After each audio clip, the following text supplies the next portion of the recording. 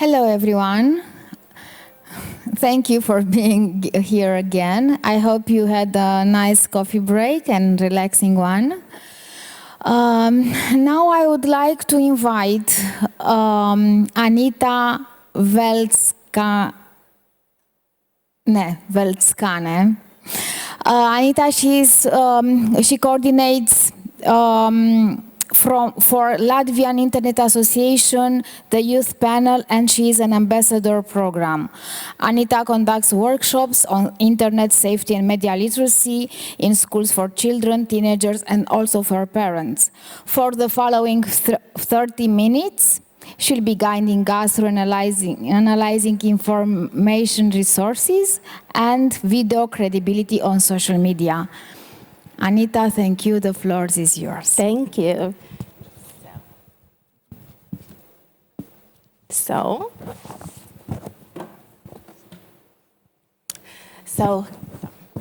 hello, my name is Anita. I have a degree in journalism, and today I want to speak about very simple steps how we can check information in social media. So I think my colleagues today say a lot of good things and very important things about disinformation, and I just want to once again say that media literacy helps society resist disinformation, and it's very, very important. But before we talk about false information or disinformation, we need to talk about knowledge. And there was a very big and huge study like Eurobarometer 2021, where the people from European countries ask 9 questions, like how the things work, like whether plants produce oxygen, or whether continents are always moving, or whether antibiotics kill viruses. And basically, this study reflects, so there is the questions, and the study reflects a lack of knowledge or misunderstanding of these questions among parts of public. So we can see the European results, and then we can see like Latvian, Polish, and Romania. So why I say about that?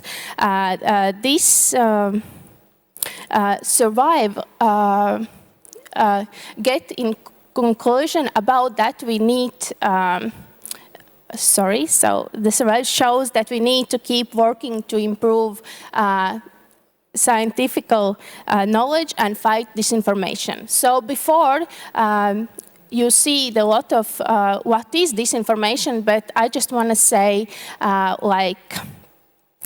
misinformation, whereas the false information is shared but not harm. And it means disinformation is when the false information is knowingly shared to cause harm. And conspiracy myths is believed that event or situation is a result of secret plan made by powerful people. And infodemic is a situation in which a lot of false information is being spread in a way that is harmful. So, why I say this? Because conspiracy myths and misinformation spread easily on social media through video, because they're very emotionally powerful. They seem authentic, because if people see the video or see the pictures, they say, oh, it's evidence. They are boosted by algorithms, because a lot of times misinformation and conspiracy myths are very interesting, very emotional, very engaging. So, and they are easy to make. It's not something very difficult to make some conspiracy myths. And the problem is that people often lacking critical thinking skills. The problem is the conspiracy myths offer simple answers to complex questions. And there is a lot of points about what kind of information youngsters use in social media.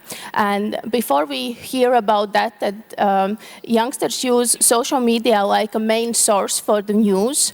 And it's very interesting that there is a correlation between if youngsters use a lot of social media, then it's a bigger possibility they believe conspiracy myths. And that's very interesting, yes. So, and I would like to show you about the way how to conspiracy myths can be classified. And this is from, and this is from Abby Richards, and she made conspiracy chart 2021, I'm sorry. So, this is very interesting because she make all these myths like in categories. And the first 3 categories is that there is a speculation about one event or one people. Like the first category is there is a lot of information where the things that actually happened. Like there was very big speculation about Britney Spears, and actually there was a movement like Free Britney, but so we see that there was a in November 2021, the court lifted the guardianship, giving Britney back her control to her life. So that was very, very interesting. And this is like a first step and first category in this chart. So second one is like, we don't live the reality, but we have questions. And there is a lot of things where people think and speculate about the celebrity deaths and stuff like that. And the next one is clearly untrue, but mostly harmless, like the myth about Titanic never sank. It's not, it's how I say before, these 3 categories is more like one specific event or one specific person. But the next ones are more dangerous because there is more about this myth, how the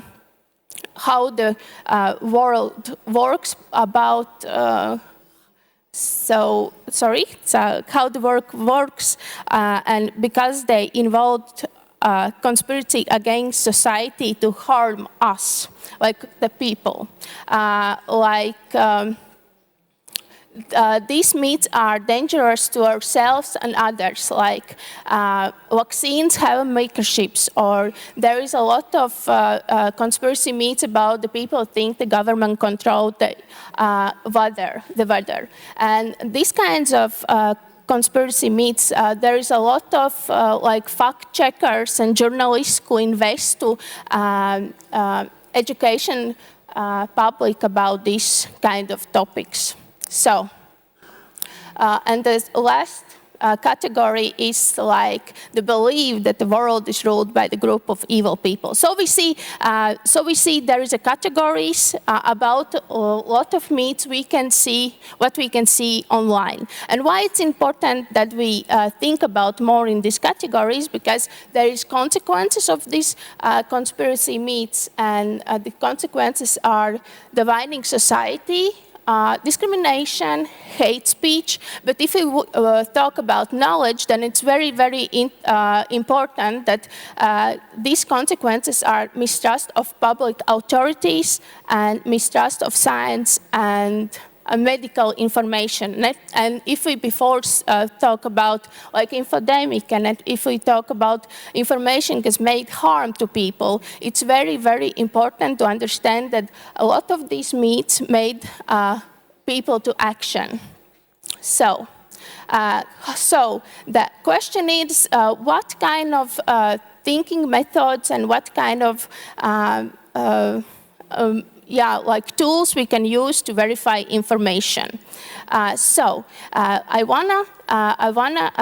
Before I ask about this video, I want to say this is very, very interesting. Then a lot of times when we see a lot of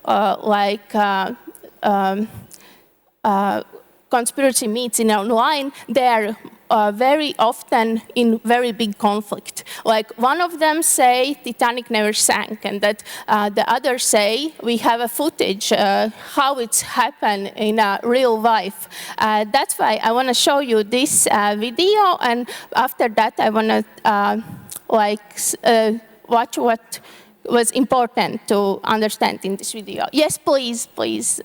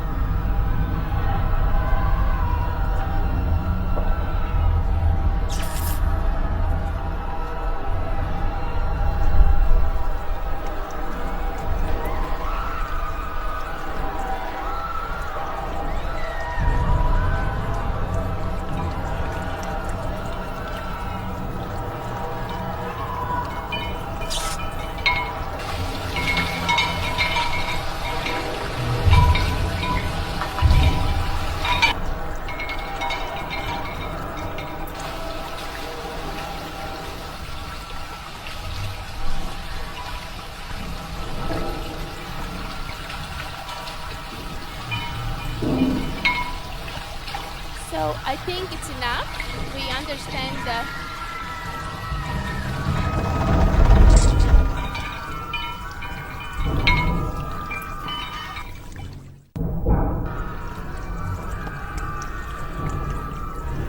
stop the video. Yes.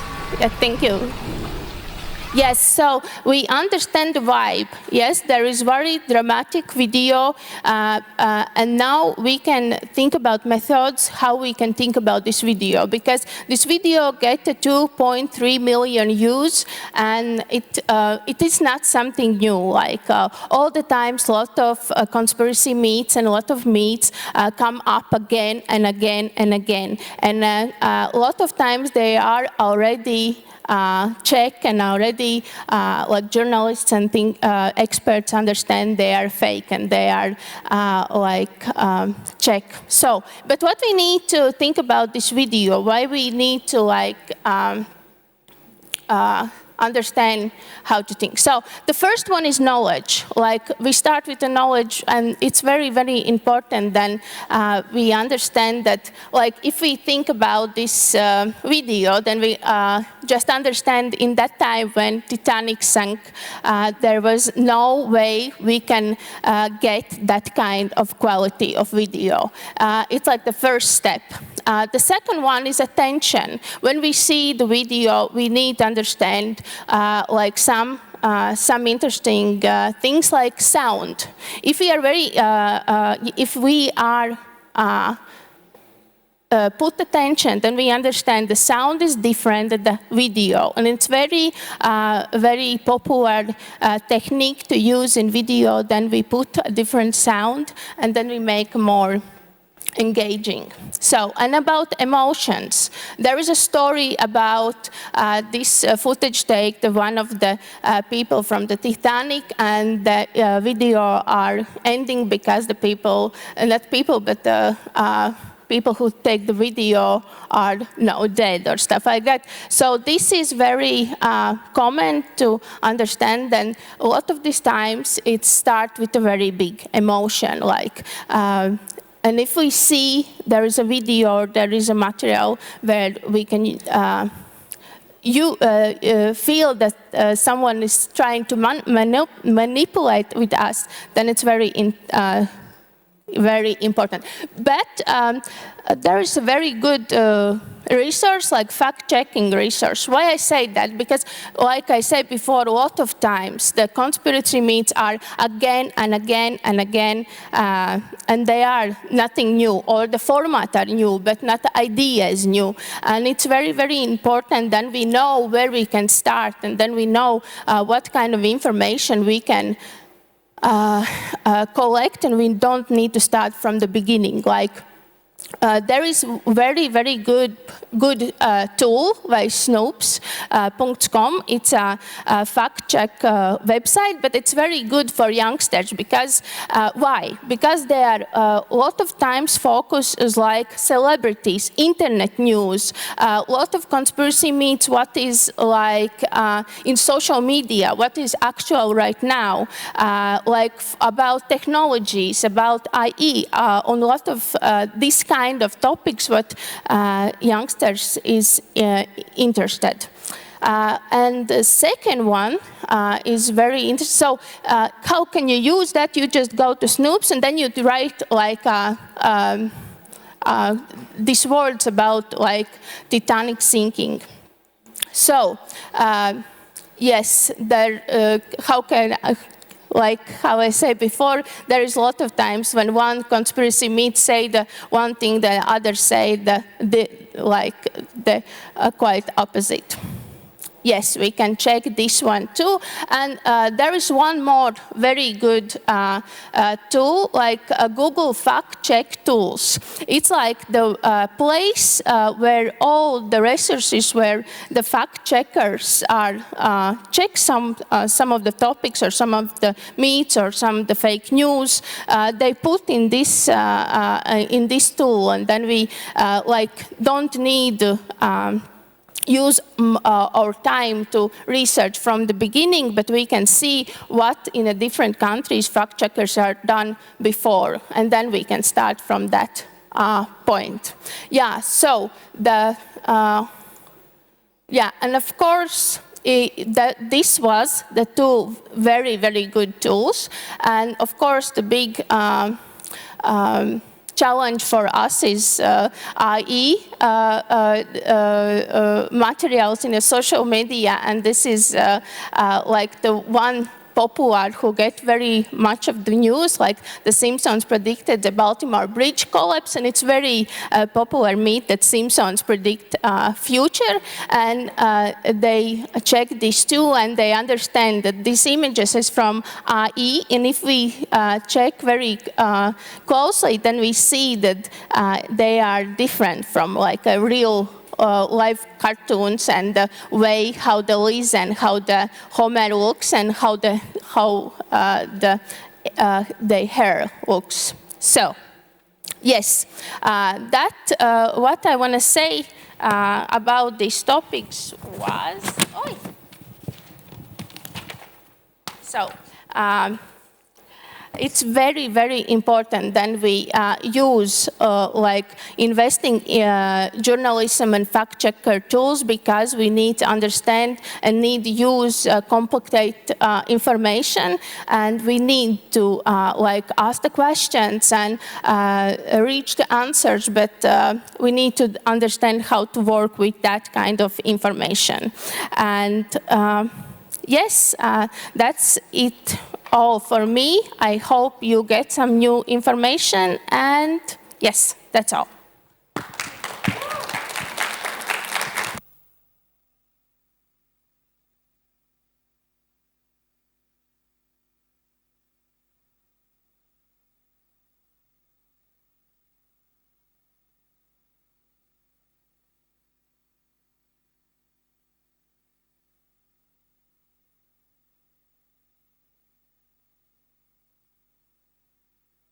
Intervention. Today I'm here as member of Make It Clear project, but I'm also in quality of a mother of 3 digitalized children with huge interest in social media. So it's my truly pleasure to invite here today Susanna. Susanna is a high school teenager. No, not anymore. University student. University, I'm sorry. But Okay, but he's so passionate about helping others to navigate media with an open mind. And today, Susanna will moderate a panel for the following hour and discussing with youngsters about media literacy and about their habits and their impact of media, social media on their behavior and the way how they filter and critical thinking. Critical thing. Thank you so much. The floor is yours. Also, I think we need to invite the youngsters. I have my list. Yep. Thank you. Thank you so much. So I'll be proceeding to the stage and welcoming our esteemed guests and speakers, because I have this great opportunity today to moderate this panel together with, we'll be speaking together with, let me just, all right, yeah, let's give them a round of applause. We have Zuzanna Gawlik here from Poland. That's her, hi. Ela Hermasone from Latvia, hi. Namis Valters from Latvia. Anna Maria Rika and Tandara, Juliana Tandara, that's the other way around, from Romania, coming from Romania. Yeah, because we had this mix of names and surnames. Could you give them a round of applause? Great. All right, we're just after a launch of a huge project you've been a part of, which was Creaton, and I'm really happy to see you here in Poland, because I was wondering what your background is regarding dealing and tackling the misinformation. How did you get involved? Why? And what was the first moment you realized that misinformation, disinformation, malinformation is such a big deal for you? I don't know which one of you is going to start first. Whoever takes the stage. Ella. Okay, yeah, I will start. Hello, everyone. So it all started 2 years ago when I was invited in this international project, and I really didn't know what will happen. I just came, and in 4 days we talked about media literacy and misinformation, disinformation, and afterwards I needed to go to my school and teach my and other classes about media literacy. And like for me, like I believe the favorite thing I would say was the disinformation, propaganda, and fake news and videos, and that was what I was like focusing on. Afterwards, I was invited to speak with our former Latvian president in discussion, and my main focus was also about the new generation and how we act when we see disinformation, and can we like what are we doing when we see the disinformation? And afterwards, I was invited to join. So we are from Latvia's Safer Internet Center Youth Panel, Yeah, where we share ideas and experience with our coordinators to help them make decisions about the problems of the internet and which affect young people and kids. Yeah, thank you. That's my colleague. So I just forgot the words. And yeah, and this year I'm in 12th grade, and in the school I needed to do some kind of project. And well, teaching disinformation is kind of, I would say, my thing in school right now. So I just wrote about it. I went to the 8th graders, talked with them, and then I wrote, the second part was I wrote how could media literacy should be taught in schools, and then yeah, and today I'm here in this panel. Thank you so much. As you've talked, Mama, you may continue. What's your background? How did you get involved? So I have a short story why I got involved in media education. It's it's actually because when I was younger, I used to believe like everything is out on the internet, and even share the information to my friends and family because I thought the information is really interesting, and of course the information was fake. But at first I thought, well, it's not. It's not harmful. What could it like? What can be bad about with me? I'm sharing the information with my friends and family, so I shared the information more and more. And when I got older, my friends and family started to say that the information is not true and that I should check the facts and the sources from where the information is coming. And that's when I got a little bit, that's when I realized I have to check the information because, well, you can't just share everything you see on the internet. So yeah, and then I recognized how important it is to actually check the facts and how much disinformation is on the internet, and it's really much so. If I may ask, how often do you see disinformation? Daily, weekly? I think I see at least two posts on the social media about disinformation a day. All right, that's a lot. That's pretty a lot. Sometimes even more. So. All right. So there's a lot to tackle every single day, and as you've already heard, we have teenagers spending over 5 hours a day on the internet. So it's actually very often to see misinformation, piece of misinformation. All right, we're moving to our Romanian friends. And Juliana, if you could share your experience. Yes, hello. Well, my background with disinformation, I think started a year ago when our English teacher introduced us to this project called Creaton. And we needed to make a video about exactly this topic, disinformation, and how we can stop it. And we participated in an event.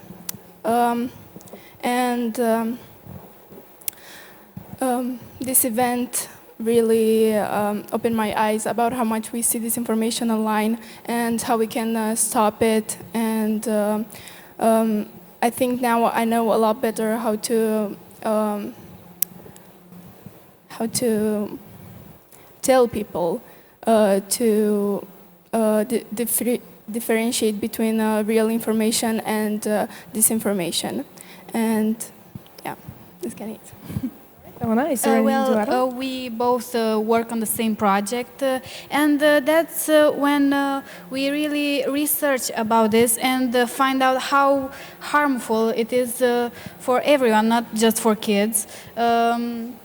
And that's when we realize how big of a deal it is with disinformation. And it's also the moment we learn to make the difference between misinformation, disinformation, and malinformation, which a lot of people didn't know. And actually, I think they don't care, which is wrong, because it has a big impact on us. Are those your peers or even your parents or perhaps your teachers that don't know that? Do you see people being surprised by this information on a daily basis? Yeah, I can take the example of my parents, that they every day tell me that don't trust everything that's on the internet, don't do that. But then they also believe in those things. They are tricked because some of this disinformation are so believable. All right. So as you can see, not only the teenagers fall victim to misinformation, but also their parents, even more often. But before we move to older people, older than us, sitting in this panel, I move to Zuzia to ask you about your background. Okay, so I've been a scout for most of my life. That's why I'm so involved socially in those projects, and I believe strongly that we can make an impact. at this time, I'm a panel advisor at Safer Internet Poland, and I'm very glad to be here today, as well as being a laureate of Creating 2023 competition, where I had a chance to develop a social campaign against disinformation, and that's why I'm here. I've been on plenty of other projects and campaigns that have been thrown in my city lately, and I'm very glad. I'm very what can I say? I'm very excited to see how much of a change we can make as youth. All right. Yeah, you can just round of applause. Yeah, because we have so much impact. I'm really happy that you're here. I see a great influence of NASC and many other organizations coming to this conference that empower young people with this information, how to work with those. So the question is, how do you do that? Like, do you have your special tools? We had this toolkit before shown on the screen, but do you have your favorite tools to tackle misinformation and disinformation? Or do you do it like by hand every single time? How do you deal with that? Amaze? You mean how to check the information, Yeah. if it's real? Well, If you check that, or perhaps you report misinformation to the administrators, I don't know. okay, now, sometimes I report the information if it's harmful for people, but mostly if the information doesn't seem believable, I just scroll down, like, I don't care about the information if it's not harmful, and if my friends maybe share it, then I just say to them that it's not true or something. But how I check the information if it's true, I usually, well, of course, we all usually check the sources from where's the information coming, and if the sources are even believable. I also try to check if there's any mistakes with grammar, or if there's any random words or sentences that doesn't even make sense. Or even the creator of the post. Yeah, because sometimes there's some words that they're just so random that you think, why would they put those words in this article? Like, Do you see that because of hallucinations of AI, or was it even before ChatGPT kicked in? of course, the ChatGPT, I think it's more often now when the AI is. No, I saw the words and the random sentences were also before the AI, because I don't know, sometimes the people who share the information, they don't care about the grammatic of the information. They just they try to make the information interesting, and so that more people would believe it. Right. If you were to give your peer a tip on how to tackle misinformation, what would it be? The first step that they should take in their everyday use of internet. What would it be? Ella, do you have an idea? Well, the first thing that comes to my mind is just critical thinking. I believe that's the first step whenever we read some kind of article or see some kind of photos. But if we want to do something I have this example. Last year, in Latvia, there was surfacing around this photo from apparently Lithuania, where there's a tornado happening somewhere near Kaunas, I believe. And the first thing I did, I actually believed it. But then the next thing I did, I just went to Google Picture. I screenshot it, put it in, and the first article was, it is actually from 2010 somewhere in USA. So I just did I fact-checked the photo, and it wasn't true. So I believe the first thing is critical thinking, and then Google Picture or some just fact-checking the article. I see Zuzia is coming with some comment on that. Yeah? Just looked at you, but I have extended social studies in my school. That's why I have begun to take interest in politics, for example. So my fact-checking must be really relevant, since I use this information in debates, for example. And that's where I check Demagog the most. It's a Polish fact-checking organization. And usually when I surround myself with politicians and their sentences, I usually use Demagogue, since I find it quite reliable, as well as I try to report any suspicious informations or things that I'm 100% sure are fake.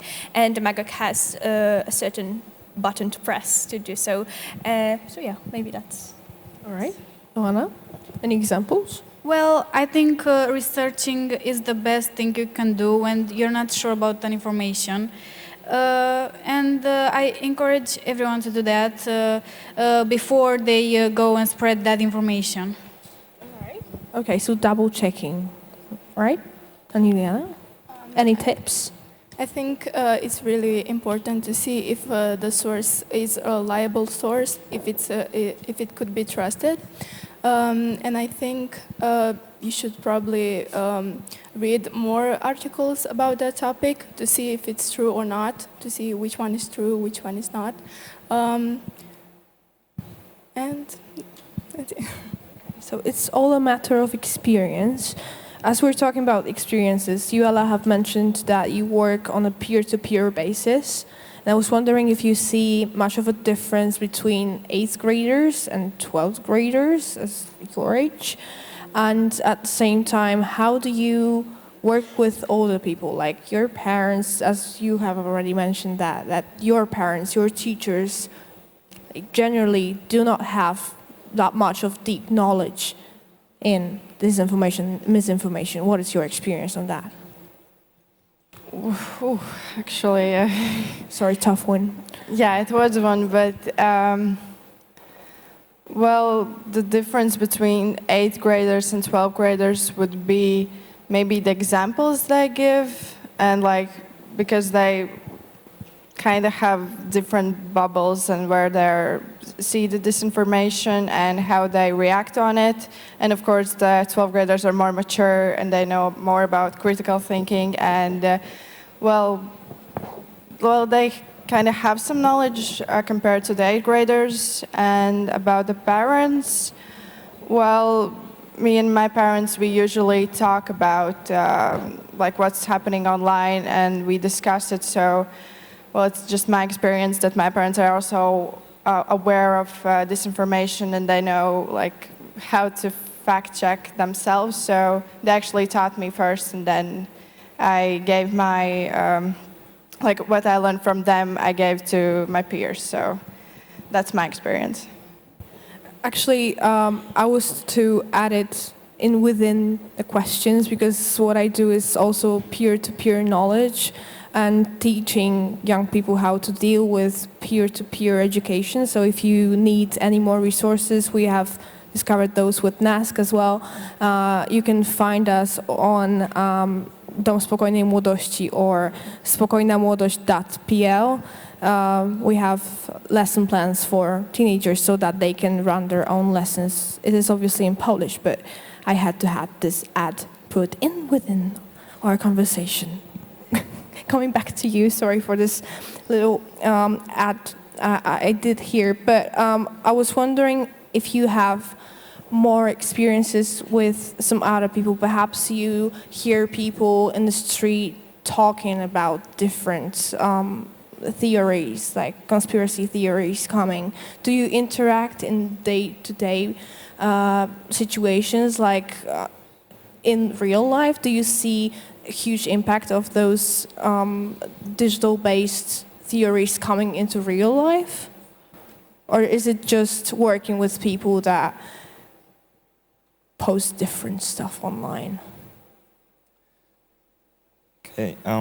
That wasn't on the list, sorry. Yeah, I know. No, actually, well, I have seen people, especially older people,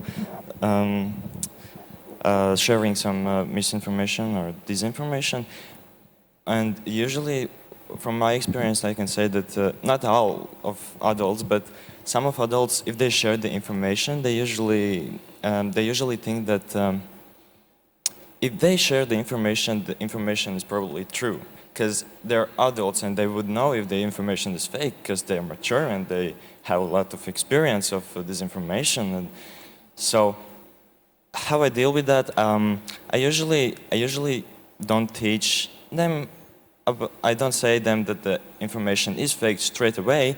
I usually give them the chance to think by themselves. That, like, give them some questions like, do you know from where the information is coming, or does the information even sounds believable?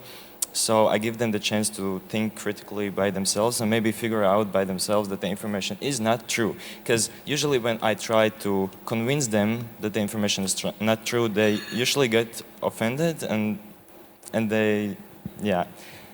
So, but with kids I deal with, like, I have taught younger people. I have taught some lessons about disinformation and propaganda and the types and how they're used. But yeah, older people, I think it's important to give them the chance to think critically, because usually, yeah, they think that the information they share is real. You have a very great point. Like, that's probably my favorite way to, I don't like to tell, especially elder people, that they're wrong, because that might hurt their authority within and make them a little offended. That's why I ask so many questions, just like challenging their view so that we can compare it and maybe they can like think for themselves. You said a very great thing. I think it's wonderful. And that's my way to correct elder people if I'm sure that they spread fake news, so that they don't get offended and I don't get scolded. That might be a way for that. What's your experience? Well, mostly I agree with them. Yeah, I'm also I agree to the fact that you can't really say that they're wrong, because they're not gonna accept it. Yeah, I think they're gonna find out later, because these things are not going to last.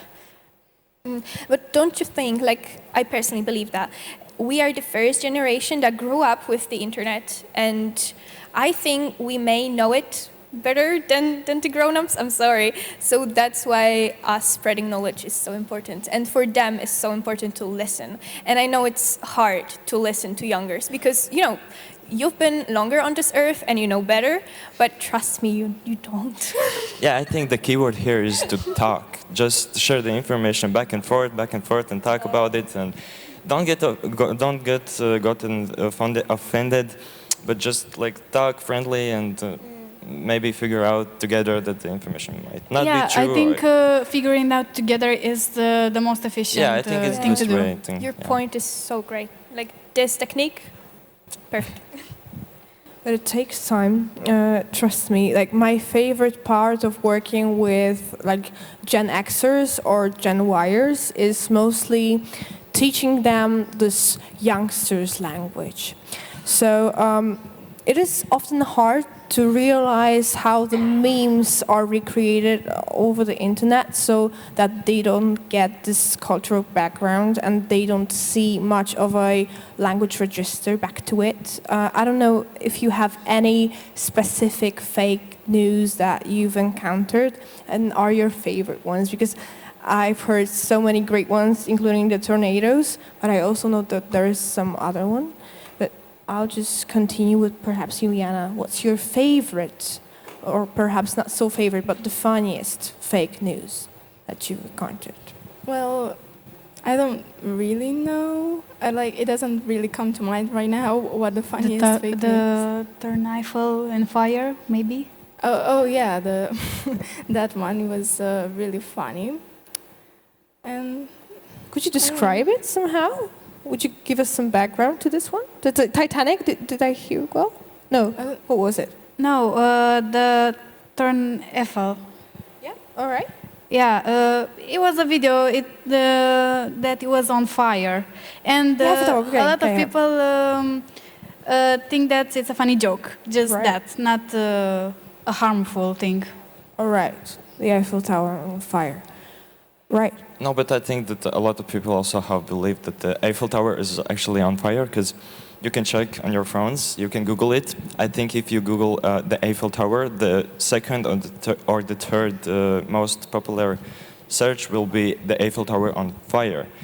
And yeah, I have seen many videos and many posts about the Eiffel Tower burning, but if you think critically, what can possibly burn in the Eiffel? Maybe the restaurant, maybe the elevator, but not the whole Eiffel, because it's from metal, so I don't. You can figure out by yourself that it's not true information. I believe people got used to things being burnt in Paris, so perhaps that might be the way you were thinking. But yeah, your favorite ones? I want to participate in this one because I have a funny one. My mother actually told me this, and this story I'm telling to all the classes I'm teaching. So in Latvian, there's this city called Sigulda, which is very beautiful, actually. If you want to visit, go. And there was published in some British newspaper that there was a study in Sigulda's University that gin and tonic actually is very healthy and everyone should drink gin and tonic. Yeah, why not? Maybe someone in UK thought it was true and actually is now drinking more gin and tonic, but us Latvians immediately knew it is fake or disinformation just because University of Sigulda doesn't exist. Like, we have this city, but there isn't any university around it. So, I don't know if gin and tonic is healthy, but there isn't actually any research done. So yeah, that's like my favorite. Knowing the impact of alcohol, I believe it isn't, but yeah, that's how I fact-checked this one. Yeah, your favorite ones?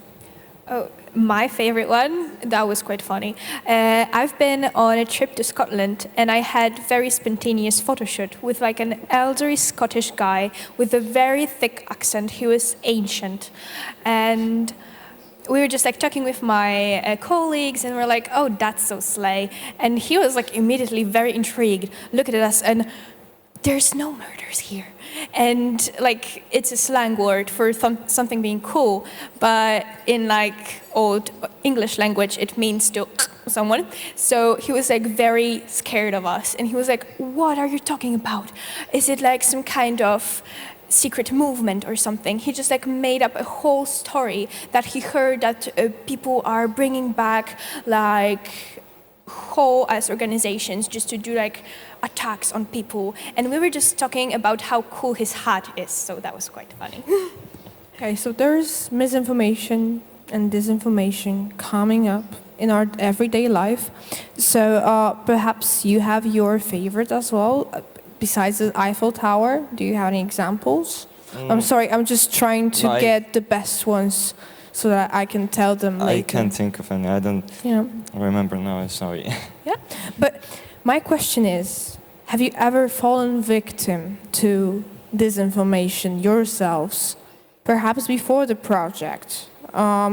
Is there anything that you encounter in your daily life, like medical issues, dietary choices, travel decisions, international study choices, anything that had to be debunked?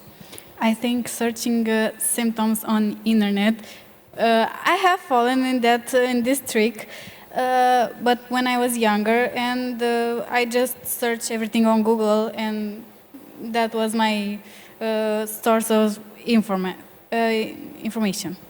How did you feel about the results? Pretty bad, because I was stage 4 of cancer. Yeah, most of the times the cancer is the key answer to any sort of that question. I just searched, I had a line on the nail and I thought, what is that? And then I saw that it's cancer and I was, what? But I just hit my finger. That was all. All right. So we have a great example of encounters with probably not disinformation, but misinformation. That sometimes helps, but not in this case, I hope. Yeah. So I've got disinformation, like a thick one. It's about study choices. We've got a platform, like an account in Poland that is strictly for senior high school students, because at the end of your high school we're taking a big Matura exam and it's really crucial for our education. So it's mainly based around sharing the news and the new things that came up with the formula of the exam itself, and all the things and little hacks, how you hack the exam and how you pass it. And they made up a whole story, how hard it's going to be. And I was really sorry for this year's graduates, because that might be hard, and they triggered them and scared them through their life. And then they magically came up with a course that is going like you can buy their whole guide how to pass this test. And it came out to be a little bit of a scam, because you can find everything on the internet, and the exams are hard but not as hard, and you also don't need their course to just like pass an exam. And so they were making a big money and very confusing and scaring students. That was sad.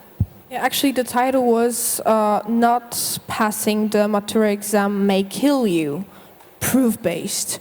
So I remember this one. It's actually been happening for at least 3 years now, I believe so. And they're like generating views and making money off of literally scaring poor students. And I cannot imagine the impact it had on them walking into an exam shaking or something.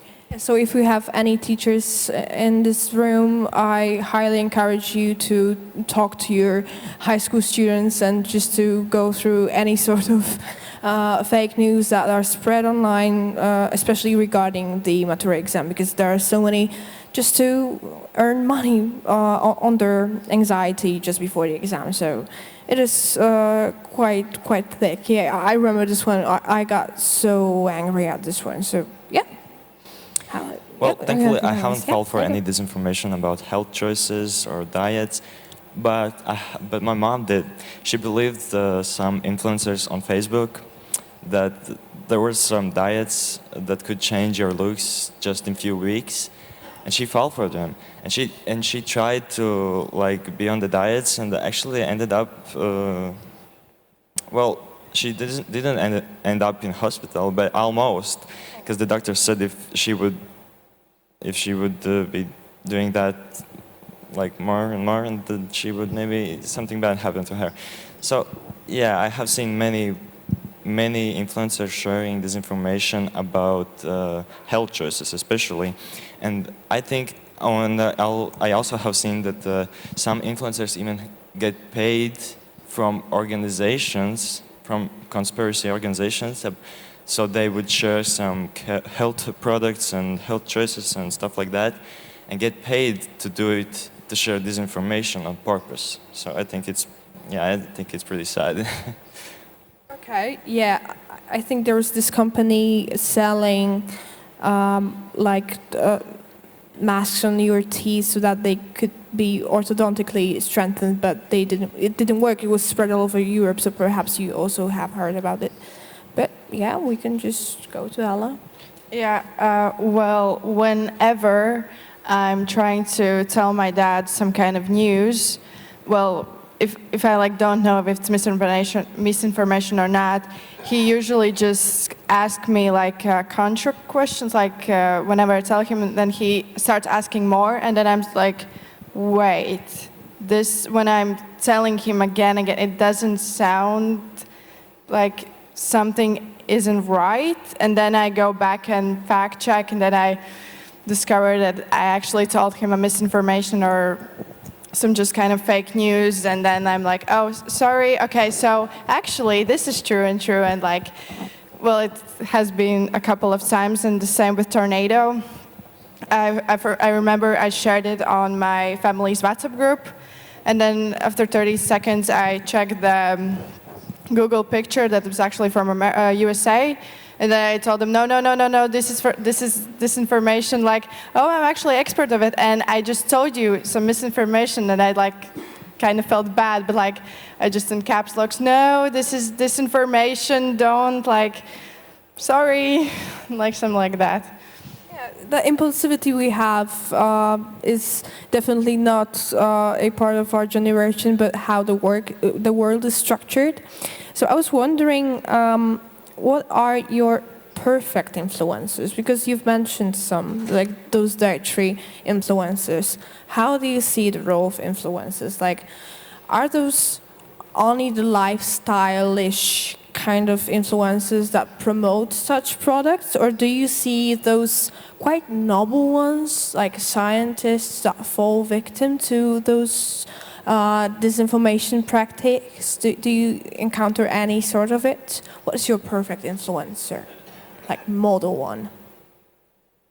I don't know, because haven't seen any perfect influencer, because usually I see only bad influencers that share this information. I don't know if there even is some good influencers. I'm sorry, I don't know. Well, I think they are good influencers.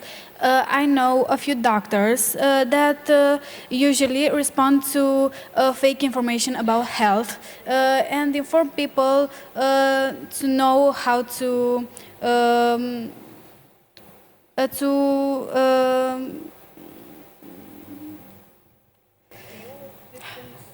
how to differentiate fake information about health and so on, and also give some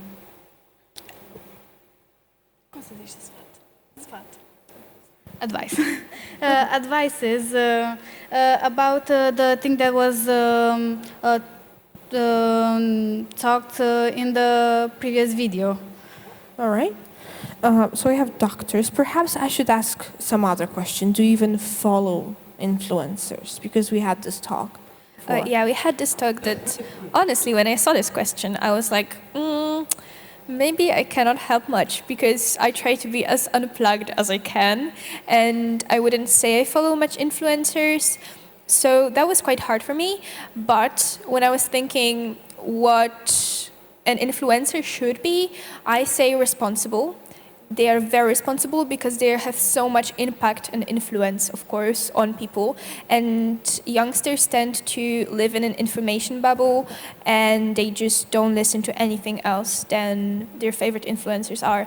And they choose to show us parts of their lives, so we cannot actually see if it's true, if we can live like this as well. As you said, like these coaches and stuff, they just show us what they want us to see. So I would say that a responsible influencer should acknowledge their mistakes and really fastly correct them. All right. Okay. So we have this model, but perhaps Juliana has something to add to this one. I mean, I also don't really follow influencers, especially I don't follow them for advice, only for entertainment. And I think a perfect influencer should usually not lie about something. Like if they're advertising something, they shouldn't lie about it. They shouldn't say it's so good, it's so, I don't know, kind of like that. They shouldn't lie. They should be honest with their audiences.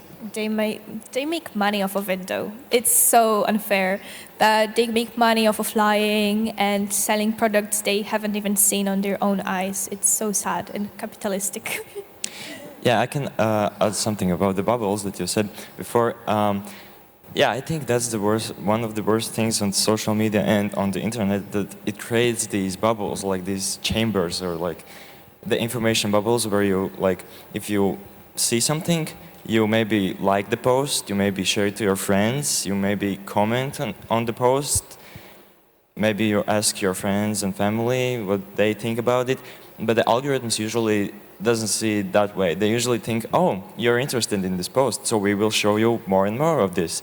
So you create this bubble for you, and you see only one-sided information. So I think it's really important to think if there could be any other information from any other perspectives. And I think it's, yeah, sometimes you can check in incognito mode maybe the information, or maybe on purpose check if there's any other sources from, maybe the information is from other perspectives. Right. I have some other question because just before the panel, I had this experience of scrolling through my Instagram feed, and I saw one of the NGO's posts that was actually made up by AI, I could tell. What are the national practices that you see? Because I think that the NGOs are the ones that should be responsible online, posting anything. How do you see the labels of the AI-generated content? Do you see it quite often, or is it something new that will be still encouraged to be done, or just had to be done because of the legal conditions? I want to talk about this one because when I was making this year's presentation that I was giving to the 8th graders, I was a little bit lazy, and I just went to my good friend ChatGPT, and I asked him to generate me a disinformation example, and it took like 10 seconds, and he made a very good one. It was about some school and some virus in some kind of school. And then I generated 2 more, I think, and I put it in a presentation, and when I was presenting, I asked the students, is it a disinformation example? Why not? And all of them said yes. And then I asked, why do you think like that? And they actually gave a really like good answers to it, because like it was a good text, but like you could easily spot like the disinformation in that, and that's what got me thinking that with the help of AI, for the disinformators, this has become more like easier, because like definitely faster, and actually it was like a really good example. So I think we need to we know how to spot the misinformation, but I believe we would need a like new narrative how to spot it when it has been with the AI, like something like that. I would ask you about your expectations towards the AI legislation, but it's not the topic of the panel, so perhaps watermarks wouldn't be in question here, but just making sure that it's mentioned here that perhaps one day we'll have watermarking on AI-generated pictures. That's important to know. All right, so regarding the AI-generated content, do you see it often in your countries? I mean, nation-based, it might differ because you might have influencers in your bubbles that talk about the AI issues, but at the same time, there are so many people that are now content creators that do not have this knowledge. So how do you work with that, if you even encounter any AI-generated content? I firstly encountered ChatGPT a month ago. That was my first time ever using it. And I think I was late to the party, but I was so scared. Like, I was doing a presentation for my biology class, and I was just thinking of a title for my presentation, and it was so accurate, I got scared. And I was like, maybe it's too good. Too good. She will spot that. I haven't wrote it. I'm gonna do it myself. But it's very scary. And when I see my colleagues doing whole-ass essays on Polish class with ChatGPT, is so scary because like no one is controlling that. No one is going to spot this. Maybe my teacher, because if a colleague isn't bright enough, she might spot that it's quite a bit of an essay. But it's scary, and there should be legislation around that. There is going to be some, especially in the European Union, speaking of the AI Act, but it is obviously all about the practices, because you cannot have like the spotlight on every single post online. So I don't know, how about Romania, Juliana, Anna? Well, I think AI, it's pretty much encouraging. No one really has an issue with it. But yeah, I see many people using it on homeworks, how my colleagues already said, on different stories, on like animations or just using its voice to tell stories. It's not something harmful, but some people may use it to transmit a fake information. And it's actually pretty hard to differentiate because AI is so good on this thing. It's almost unidentified. Yeah, I also think that artificial intelligence is not only getting better at making articles or making text, but also on making pictures, sounds, and videos. And I think it's getting out of hand really, really fast. And I think it's incredible, but I think it's in really critical situation. I have also seen some deepfakes with politicians of some of my country's leaders, and some malinformation or deepfakes where they share something about when it was COVID, about the COVID-19 vaccines and about the war and stuff like that. And yeah, and even I can't even sometimes see the difference if it's real or not. It's like, what do I believe now? Like it's so real, so you can get confused and maybe even believe it. So yeah, I think we should slow it down a bit. We are taking some steps. We are making laws, I know, in the European Union, but yeah, I think we should a bit slow it down. Would you say that you're scared of the influence of AI and how it is spread all around the internet, or are you getting used to it? Well, I don't think that artificial intelligence is scary, but the thing that is scary is that people believe like the artificial intelligence can manipulate with people, and they believe the stuff, and that's scary. I think the artificial it depends how it is used. Yeah, I think and by who artificial used. intelligence. I sometimes use it. It's like I use it every day, so no worries. I'm not judging anyone. Yeah, but I think it's really important to know that that there's a lot of information that is not true. Right, because my question is actually because we're talking about general issues, but once we think about peer-to-peer relations, do you see anyone using it at schools? Like once you talk to your friends, I mean, some animations might sound cool, but at the same time, like the peer violence and the amount of information and messages you share might influence you not only in the regards of violence, but also the amount of information you're reading through. So my question is, if you've ever been on a online digital detox already, do you do that? Do you see your friends getting some detox from the social media? Okay, so I've been on a In Safe in Hope training meeting lately, like last month, and we were talking to adults about our experiences. And I've got a question: what do you do to stay unimpacted, maybe, by the internet? And it's so overwhelming for me. I get very overstimulated very easily. So I did a funny thing, but it makes sense. Okay, trust me.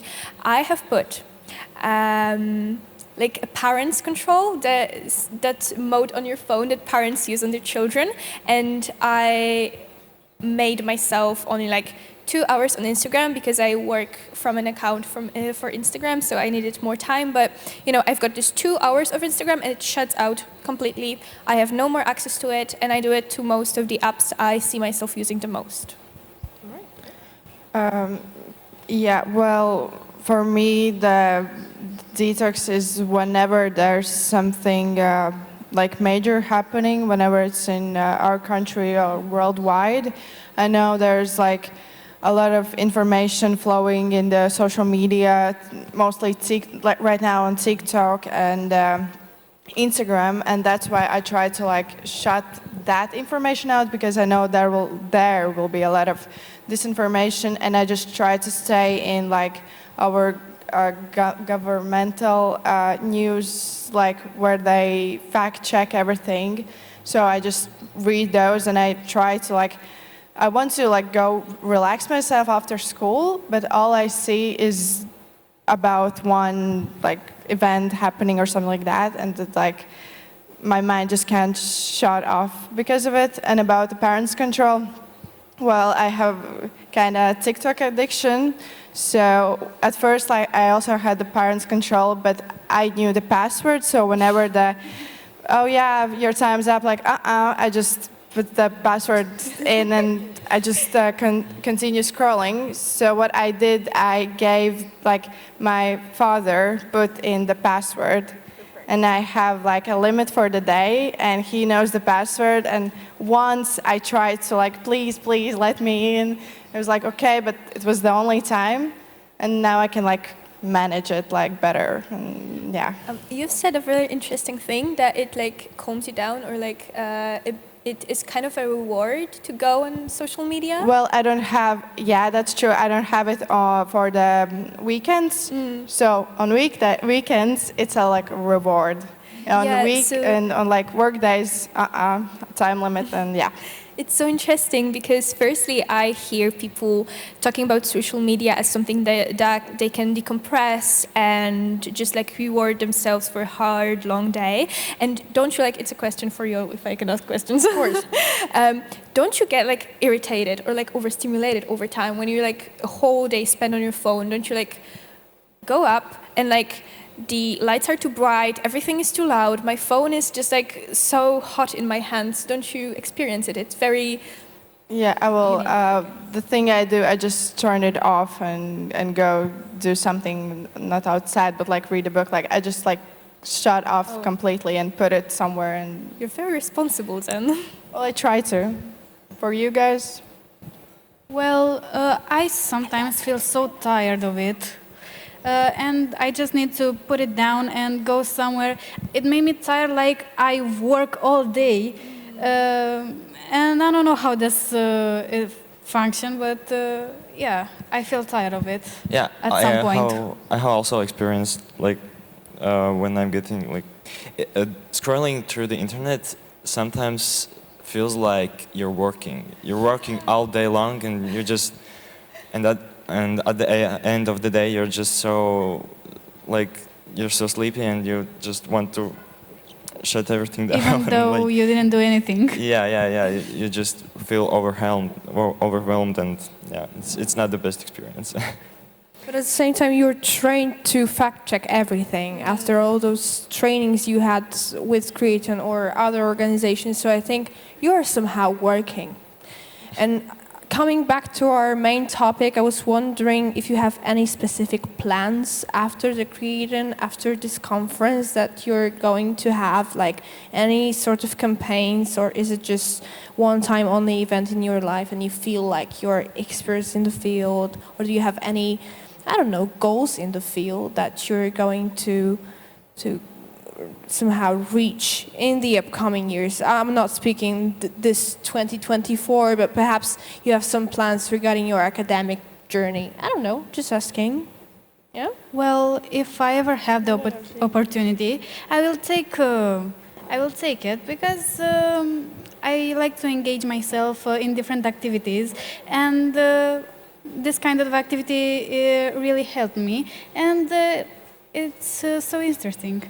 Right. Susha? So I've been lucky enough to already take a part in some of the events that were happening. I also engage locally, for example, in my school or in the local library. I am always very happy to help, and I really wish that my knowledge will be used one day. Not sure how, not sure when, but I like to engage a lot. So the whole Creaton thing, that was one of the most beautiful experiences I had last year. It was so good. I met so many cool people and learned so much. So, of course, I would like to continue working that path. Well, I think it's the same as Juana. If I were to given the opportunity again, I will continue this way because I think it's really useful. It's actually really useful, and it's fun. All right. So we have put in here. It is fun. It is cool. Please make some programs for the youth. All right. Lamesh. Okay. Well, I'm already teaching and other youngsters about the safety on the internet. I don't know what I will do in the future, but I think I will definitely continue to teach and educate other people if I can, because I think it's really important for us to teach each other. It's the best way how we can learn. Ella? So in September, I will start university, but I will study completely different from whatever I would say this is. But I will be waiting a phone call from Anita, and I will fly everywhere to the end of the world if I will have this opportunity to speak again or to teach someone about it. I'll be waiting. But yeah, I will start doing something else, but I will not forget about this information and everything around it. We have some bold answers to this one, so keep them in your minds. We have still 5 minutes left, so I have my one last question to all of you, and perhaps we have some questions from the audience. Would you raise your hand if you have one, so that I know? Okay, not yet, but we'll come back to you. I have a question regarding the media literacy education in your countries. Do you see that there is a need for some extracurricular subject that the students could take, or perhaps it should be integrated into like course in every single subject, and how could that be done? What's your dream media literacy program in your schools? Or perhaps this non-formal education suits just fine that you've encountered? Yeah, I think I will start because I actually wrote a project about it. And like the two things that I like kind of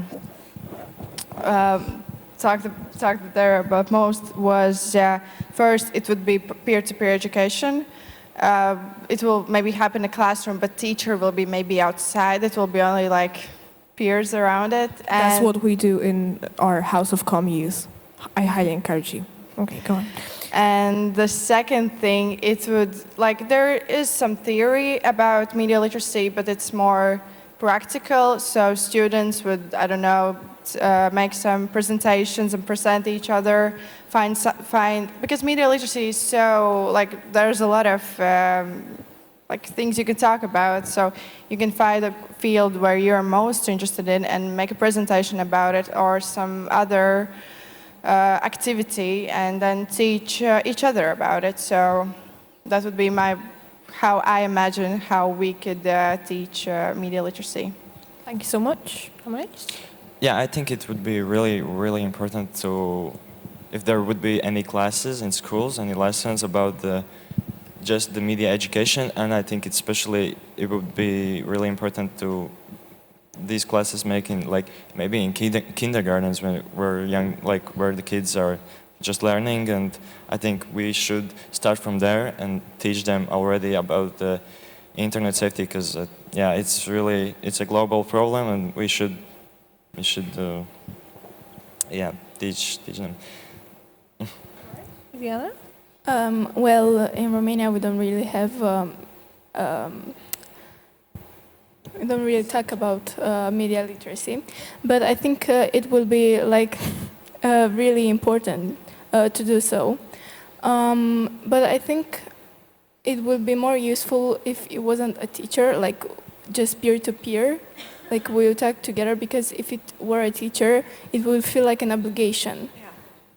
So I think it would be more useful just to students talking, for example, to each other. Definitely more trustworthy this way, because you see other people doing the same thing your age. All right. Yeah. All right. Thank you very much. Susha? Okay, so as Ella said, project-based learning is crucial for me. When I work with my scouts, it's usually based like this because it pushes children to think for themselves, which is very important these days, as well as, I think, for example, like for me, when I was thinking about what would be helpful, is, for example, creating responsible media content, because everyone today wants to be an influencer, and teaching people being responsible for what they put in the internet is very helpful. Or like digital footprint. I haven't heard about it in my school because in Polish scholar system there's no much space or just space for us to talk about it, and ICT lessons should be including those topics because they're crucial these days. So more of an ethical approach, not only the hardware and software that you have in your computers. Yeah, right? Because we learn coding, and no one told us how to put up more security settings on our Facebook page. So let's start from the basics. All right. And Anna, your final speech. Well, I also think that it's very important to have this subject in school, because internet is our future, and we need to learn from a very early age how to use it correctly, and how we can make our life easier. From like Namesh said, they need to learn from a very early age to use it correctly, not be dependent. So the students are the ones who are going to teach their colleagues, their peers in the field. I believe so. Thank you very much. We had Ella, Namesh, Juliana, Zuzia, and Noana, and it was Zuzakacz who was moderating this panel. Thank you so much.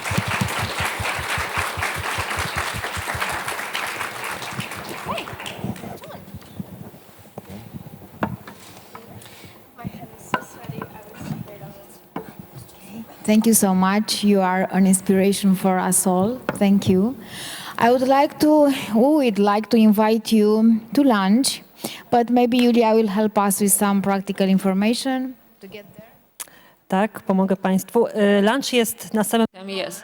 Lunch is going to be served downstairs. When entering the hotel, you can see the room, and the break will be 1 hour long. So we will reconvene at 2:30, the last part, and this time it's going to be teachers sharing their experiences. See you in 60 minutes at 4.